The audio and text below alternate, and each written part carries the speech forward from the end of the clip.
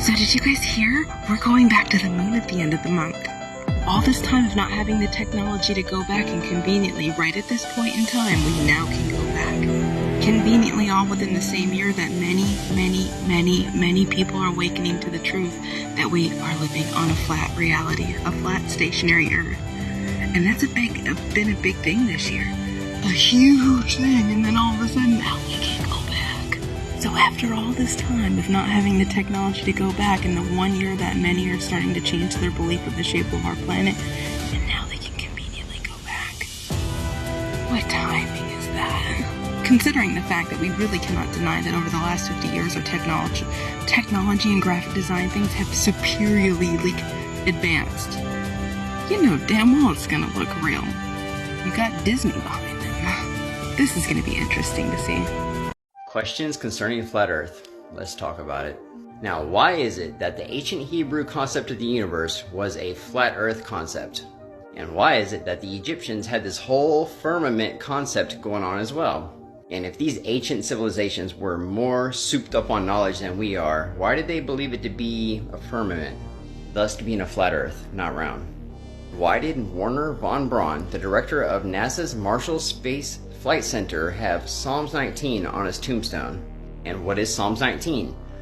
The heavens declare the glory of God, and the firmament sheweth his handwork. It is also said that Walt Disney was present the day they found the firmament, the dome, which would also explain the reason why you see a dome over every single Walt Disney picture or opening.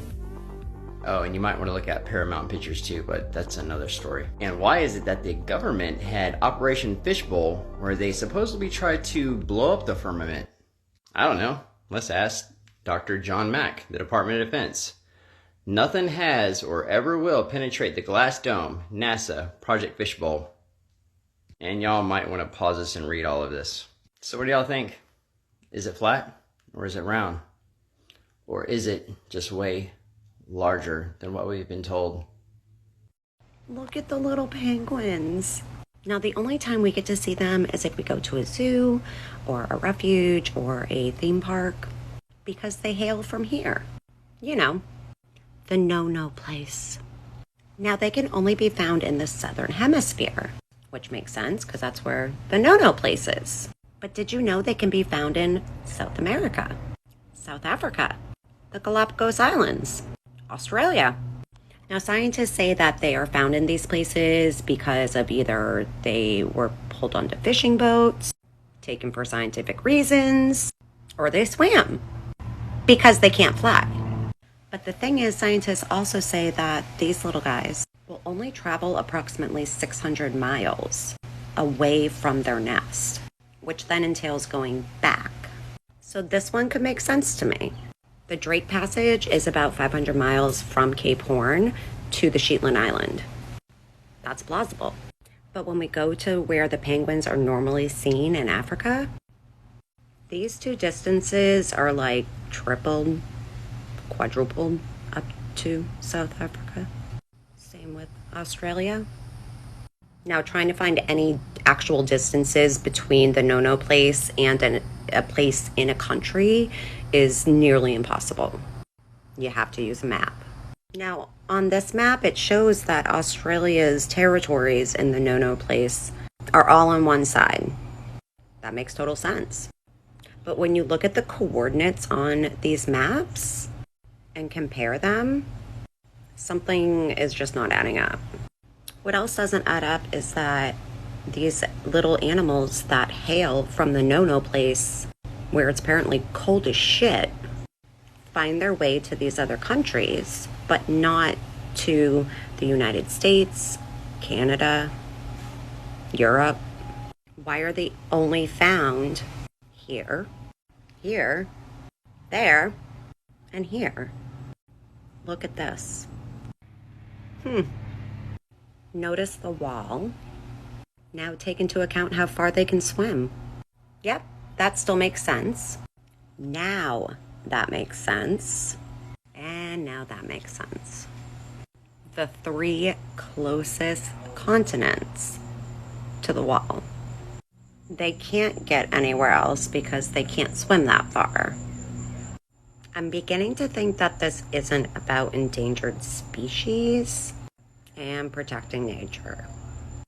Just saying. I got a question. If the Earth is a globe, how would the sun be able to set in the west and still light up the east?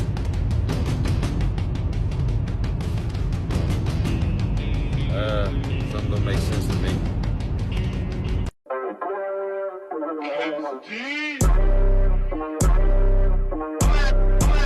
If you want to believe that the earth spins, love, that's your choice to believe that. Many believe that because it's what they were taught to think and believe. But if you use your senses, you realize that it doesn't spin, it doesn't move.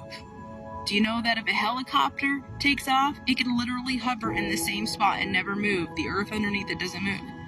Okay? Water lays flat. We're not spinning. They want you to think that you're spinning to control the energetic process of your thoughts. If you believe your earth is spinning all the time, then your thoughts will constantly spin all the time. You'll have no control over it. Our earth is not spinning. They do this to control our thinking. Our earth is stationary, flat, not moving. If you still your senses, you can feel this and you know this deep within. Not to mention the lies are coming out. Hey, good afternoon, everybody. Morning, wherever you're at on this non-rotating flat plane that we live on. And so my point for today is to ask someone, how do we determine Earth's axis? The 23.4, 23.5, 23.6, it just depends on who you ask. That's like a variation, according to whatever, I don't know. But how do we determine an angular axis in a space that has no direction of up, down, left, or right? Please make it make sense. I just had this conversation with my coworker like 2 days ago, and it just hit me.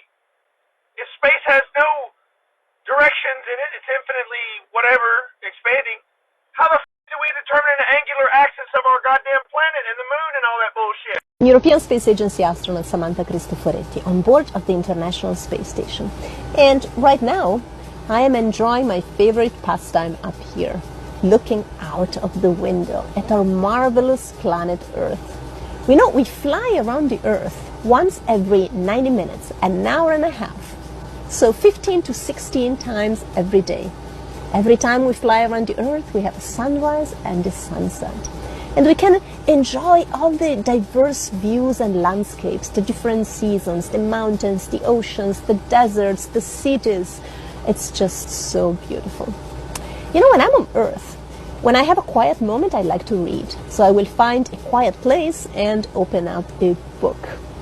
But when I'm up here, strangely enough, I don't read much, and I think that's because I recognize I'm only in space for a short amount of time, and it's really in the little free time I have, I want to take advantage of this marvelous beauty and take pictures so I can share. I like to find places on Earth where I've been, where I want to go, that I've read about, that I've heard about, or maybe just where my family and friends and loved ones live. So, how about you? What hobbies do you have?